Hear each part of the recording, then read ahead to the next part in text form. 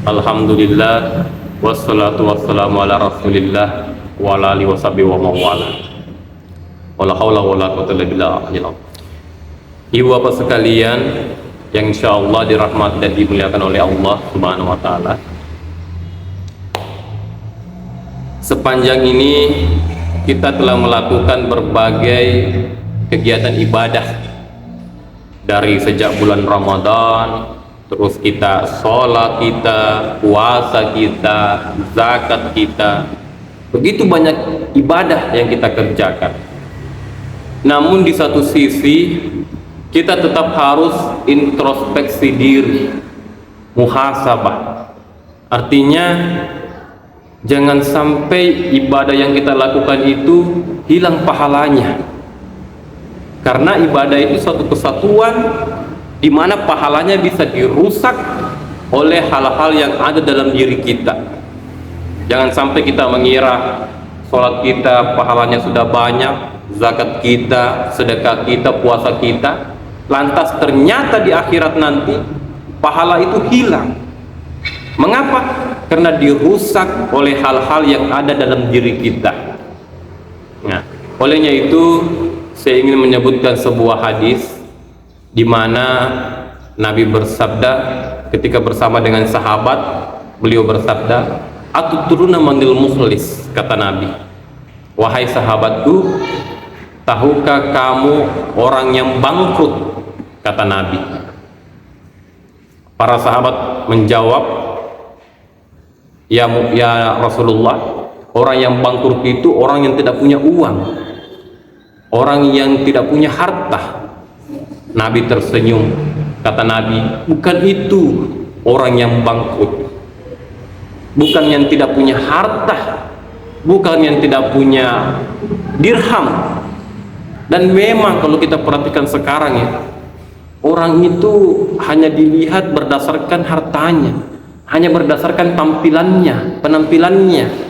Maka kita berupaya kita sekarang ini hanya memperbaiki penampilan saja.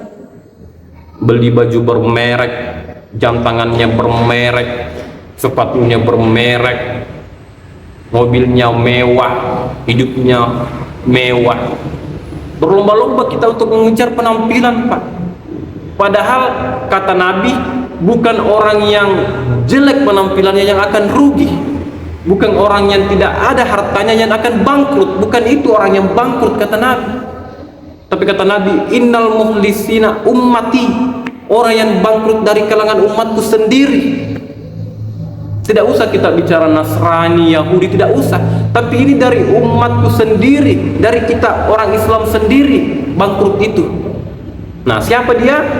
Dialah nanti di yaumil akhir ketika menyerahkan semua, disidang dia oleh Allah, dia menyerahkan pahala sholatnya, dia menyerahkan pahala puasanya, menyerahkan pahala zakatnya kepada Allah Subhanahu wa taala di satu sisi.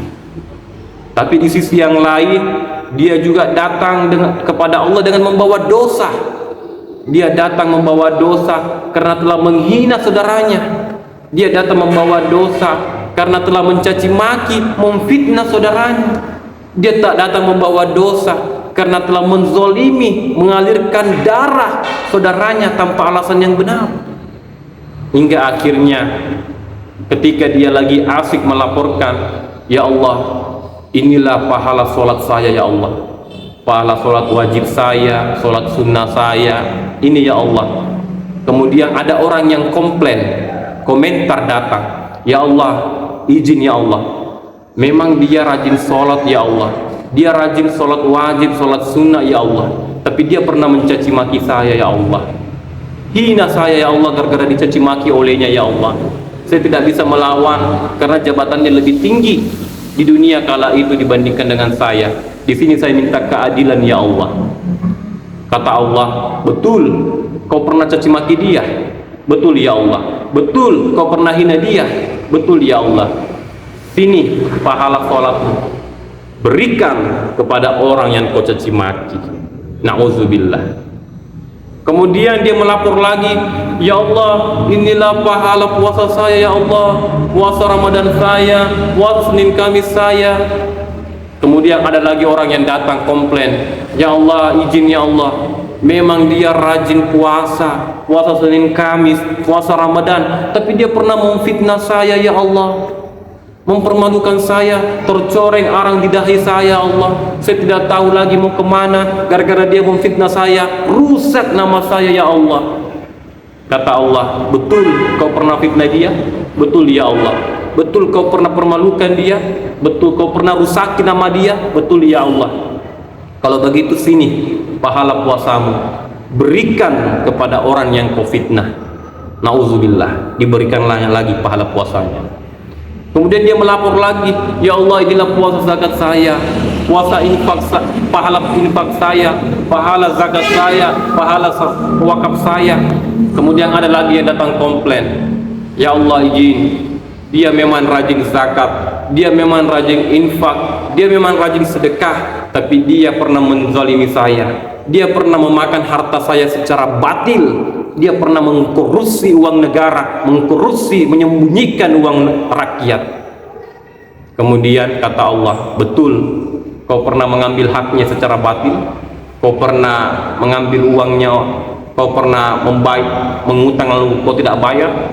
Sini, betul ya Allah, kata orang itu, sini pahala zakatmu, berikan kepada orang yang kau zalimi. Nauzubillah. Kemudian ketika habis pahalanya, tapi orang yang komplain masih banyak, orang yang menuntut masih banyak, akhirnya dosa orang tersebut pun dia ambil karena sudah tidak memiliki pahala. Inilah orang yang bangkrut. Sudah pahala dipreteli, dosa pun dia terima. Nauzubillah min dzalik. Ibaratnya orang dagang sudah kehabisan modal, tapi tagihan utang datang terus. Bangkrut namanya, sial namanya, tidak merugi namanya. Orang seperti inilah, hati-hati. Hati-hati kita ibu bapak sekalian yang insyaallah dirahmati Allah. Semoga kita semua bisa menjaga, bukan karena kita hidup bukan hanya menjaga hubungan kepada Allah, hablum minallah, tapi kita menjaga hubungan kepada sesama manusia, yaitu hablu minan nas. Jangan sampai baik hubungan kepada Allah tapi tidak baik hubungan kepada sesama manusia, bisa kita termasuk ke dalam orang yang bangkrut tadi. Nauzubillah min dzalik. Sekian, semoga bermanfaat. Wabillahi taufiq wal hidayah. Wassalamualaikum warahmatullahi wabarakatuh.